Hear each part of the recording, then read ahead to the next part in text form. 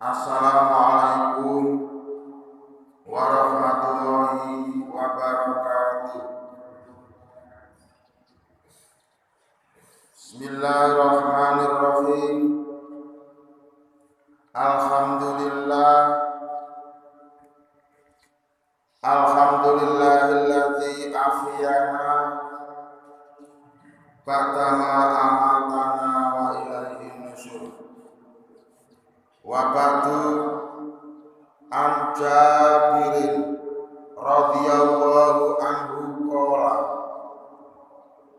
dakhala rajulun yaumal jum'ati wa Rasulullah sallallahu alaihi wasallam yakhtubu faqala shallaita qala la qala fasolli rak'ataini rawahul jama'atu. Artosipun an Jabirin utawi hadis menika bersumber saking Jabir radhiyallahu mugi-mugi sampun ngridani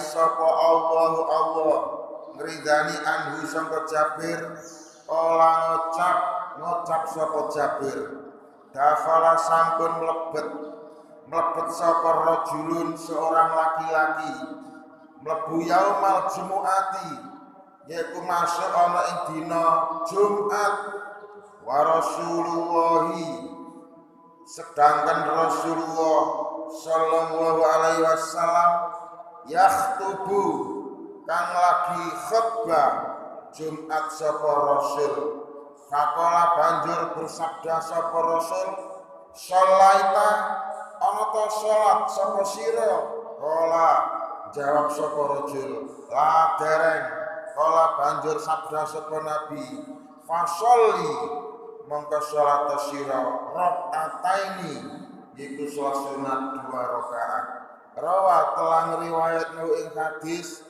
ngriwayatno sapa al jamaatu imam jamaah para hadirin kaum muslimin jamaah sosiku ingkang minulya hadis ingkang sampun kula waos kula paringi tema kula paringi judul inggih menika status Jumatan yang terlambat. Sing kula maksud judul kula wau inggih menika monggo kita nyoba angen-angen utawa ngrayangi awak kita piyambak-piyambak.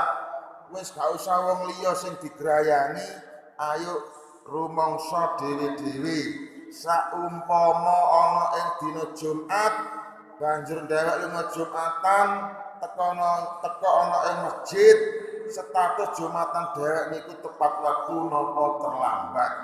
Lah sakniki sing dados standar, sing dados ukuran Jumatane sampeyan ku terlambat niku napa standare, napa ukurane? Jawabane inggih menika khotib. Lamun sampeyan lunga Jumatan mlebu masjid dumbadak khotibe wis ndek gone mimbar. Dumbadak khotibe wis khutbah. Muni ku jenenge sampeyan Jumatane status terlambat. Sampeyan budal Jumatan dumbadak khotibe dereng munggah mimbar. Lho iku lho sing diarani Jumatan sing gak terlambat. Mila fikih ingkang kados mekaten kula wau saat menika badhe kula jelasaken dumateng panjenengan sedaya. Hadis bersumber dari Jabir, ia berkata, pada hari Jumat ada seorang laki-laki yang masuk ke dalam masjid untuk Jumatan. Pada saat itu Nabi sedang menyampaikan khutbah Jumat. Lalu Nabi bertanya kepada orang laki-laki tersebut, "Hai rajul, apakah kamu sudah sholat sunat 2 rakaat?" Orang laki-laki itu menjawab, "Belum ya Rasul." Maka Nabi bersabda, "Kalau begitu sholatlah kamu 2 rakaat terlebih dahulu sebelum kamu duduk." Hadis riwayat Al-Jamaah. Nah, hadis tersebut di atas akan saya beri penjelasan sebagai berikut. Zaman Nabi Muhammad Shallallahu Alaihi Wasallam yang selalu menjadi khotib Jumat adalah baginda Nabi Shallallahu Alaihi Wasallam sendiri. Sepertinya tidak di era sekarang, khutbahnya berganti-ganti. Jumat Kliwon, Jumat Pahing, Jumat lagi berganti-ganti khotib. Tetapi di era Nabi yang selalu menjadi khotib, yang selalu menjadi khotib Jumat, bukan dari para sahabat, tetapi langsung dipimpin, langsung dikhutbahi sendiri oleh Rasulullah Shallallahu Alaihi Wasallam. Artinya tidak ada khotib siapa-siapa yang menjadi khotib di era Nabi itu kecuali ya baginda Nabi Shallallahu Alaihi Wasallam itu sendiri.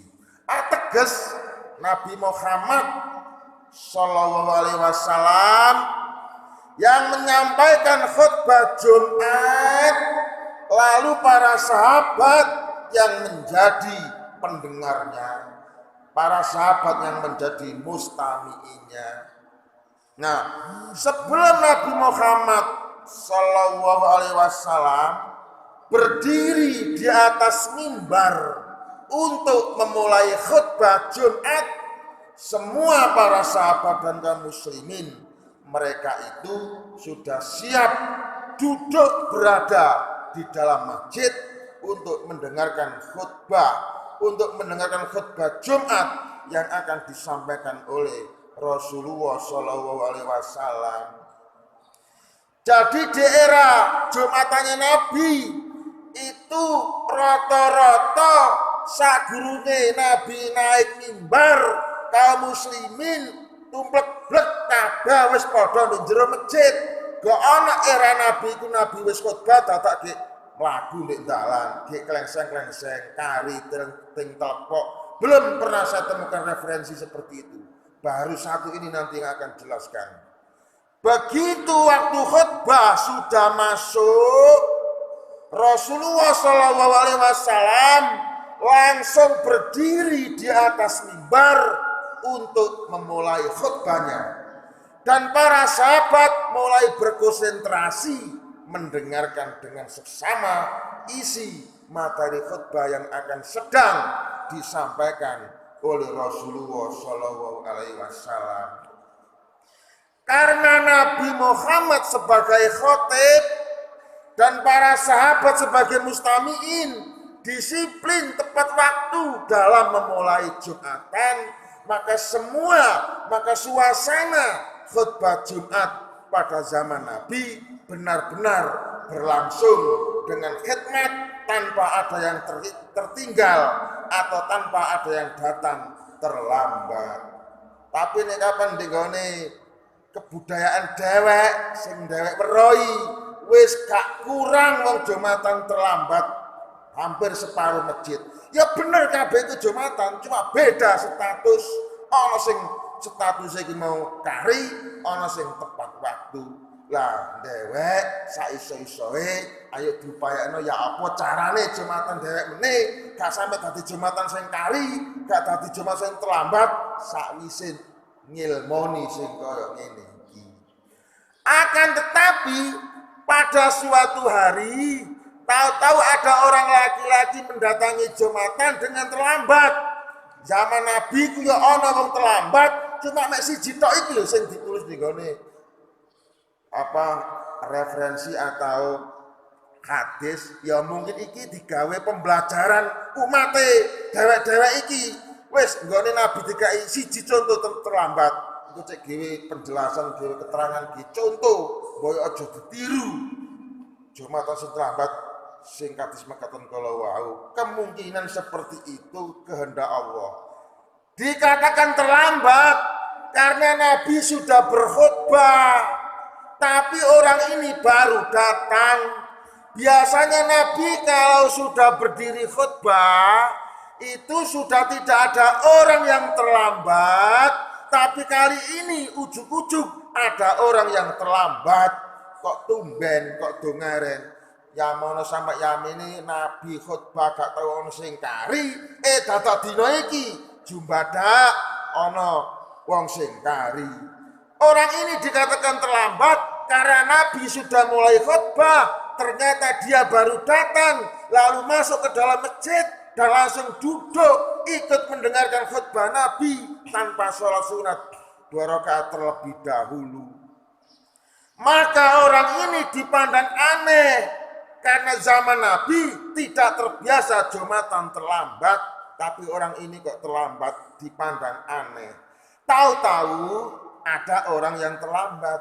Karena orang laki-laki tersebut datang terlambat, maka dia tidak melakukan sholat sunat 2 rakaat. Oleh karena itu orang laki-laki tersebut ditanya Rasulullah, "Hai Rasul, apakah kamu sudah sholat sunat 2 rakaat kok langsung duduk?" Dia menjawab, "Belum ya Rasul." "Kalau belum, berdirilah sekarang. Sekarang berdirilah kamu dan lakukanlah sholat sunat 2 rakaat terlebih dahulu, serta janganlah kamu ulangi lagi perbuatanmu itu." Sepertinya nada Nabi agak marah, yakni mendatangi sholat Jumatan itu dengan cara terlambat, jangan kamu ulangi lagi. Nadanya Nabi agak marah.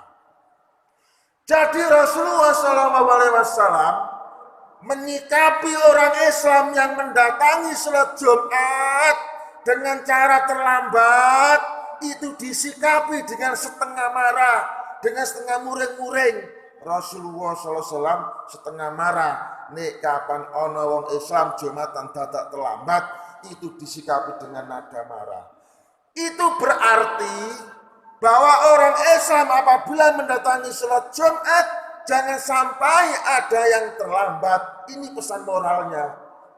Hal penting di sini yang dapat kita ambil sebagai pelajaran adalah Jumatan kita akan dinilai sebagai Jumatan yang terlambat apabila khutbah sudah dimulai, kita baru masuk ke dalam masjid. Zaman Rasulullah SAW, orang yang mendatangi Jumatan dengan terlambat, maka orang itu disikapi Rasulullah dengan setengah marah-marah. Rasulullah bersabda, besok lagi kamu jangan sampai mendatangi Jumatan dengan status terlambat. Enggak berarti setengah marah. Jangan kamu ulangi lagi ya. Jangan kamu ulangi lagi Jumatan terlambat. Ini pesan Rasulullah. Datangilah Jumatan sebelum khotib naik mimbar.